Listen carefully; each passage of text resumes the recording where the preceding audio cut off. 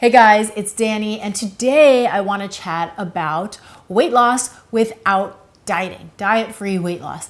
And as many of you know, I struggled for many years with my weight and my body image. I would say it started when I was around 12 or 13 years old, and then it went on till I was about 30. So just to put that in perspective, I am 41 now, and these two pictures up on the screen, that before picture is when I was about 24, and then that second picture is from last year, so I was 40 years old.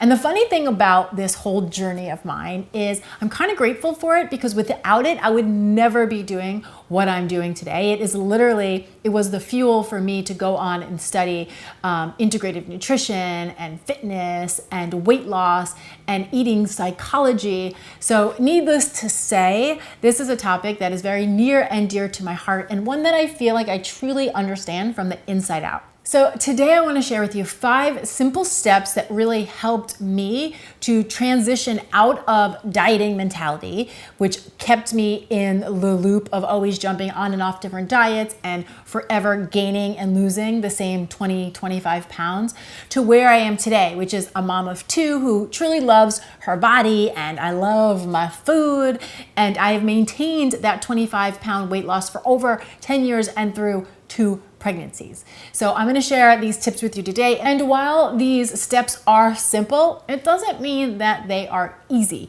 It did take me quite a bit of practice and some years to work these new perspectives and habits into my life. So let's just jump right in. So number 1, diets are guidelines, not rule books. For the longest time, I always treated diets like they were the end all be all, and like they were my savior, like all of my answers are going to be found in the diet. And I would work very hard to follow diets to a T, and I would completely ignore and override all my own internal feedback in an effort to stick to the diet. But the thing is, diets do not work without you, right? So we need to add our feedback to specific diets to see what's working and what's not working. So I like to think, if you see a specific diet or system that appeals to you and you find it helpful or informative, take in that information, but allow it to be your guideline, not a strict set of rules. You want the diet to guide you back to yourself and the relationship that you have with your own body.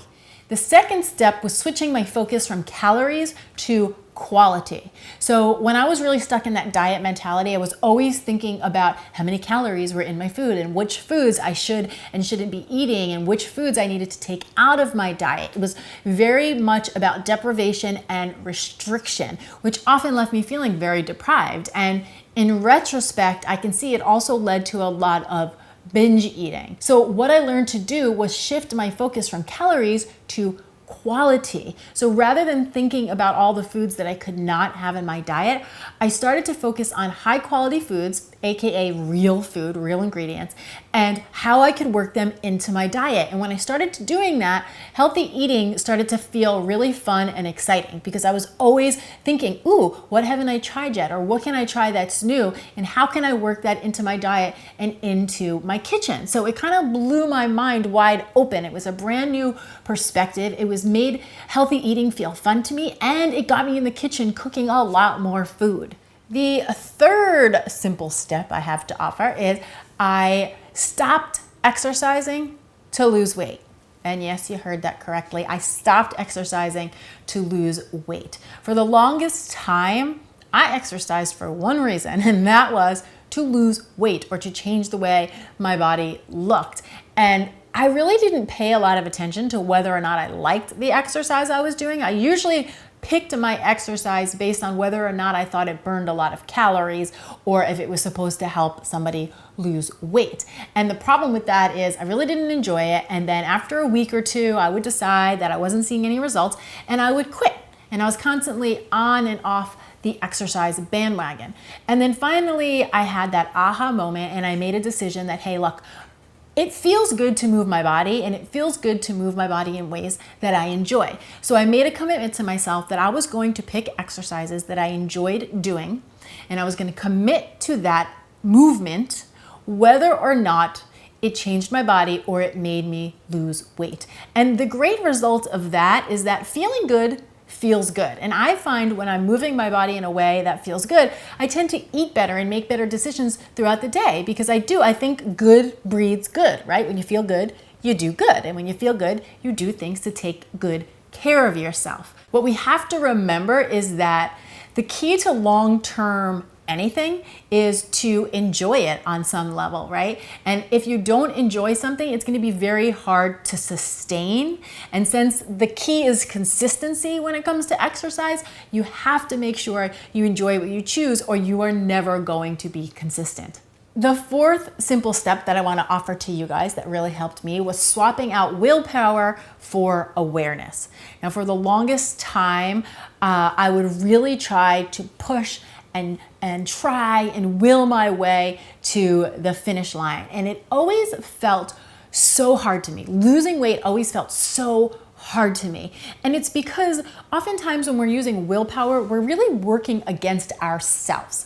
And what I began to realize is that I wasn't really paying attention to what was going wrong in the first place or what wasn't working for me in the first place. And in my mind, I did not have time to pay attention because I always felt really desperate to lose the weight. So it was like, I don't have time to listen to all this. I just need to get there, right? But after doing that for a long time and it not working for a long time, I started to open my mind a little bit.